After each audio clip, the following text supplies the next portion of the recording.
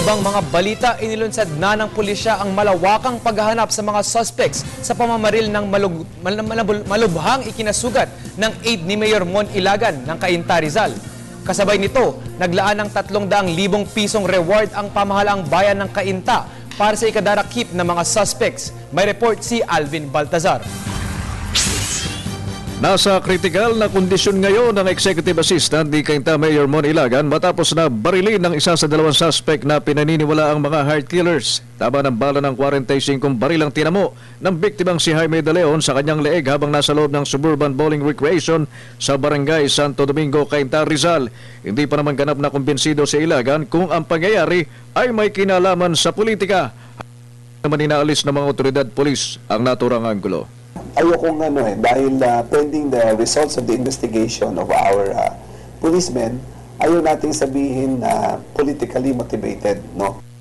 Sa inilabas na computerized facial composite sketch ng Cainta Police, ang gunman ay tinatayang may taas na 5'3 hanggang 5'4, katamtaman ng pangangatawan, nasa edad 35 hanggang 38 taong gulang at armado ng kalibre 45 baril. Ang sinamang suspect na nagsilbing backup ay tinatayang may taas na 5'3 hanggang 5'4, 30 hanggang 35 anyos, medium build at nakasombrero nang isinagawa ang krimen. Bukod sa lead, may hawak na ring mga saksi ang mga otoridad polis. Kaugnay nito ay naglabas na rin ang lokal na pamahalaan ng Cainta ng pabuya para sa ikadarakip ng mga suspect.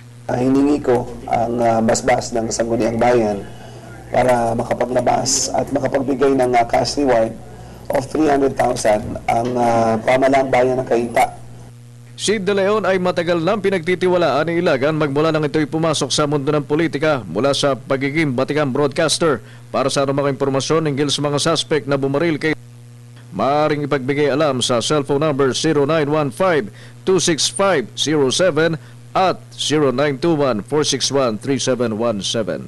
Para sa Telebisyon ng Bayan, Alvin Baltazar.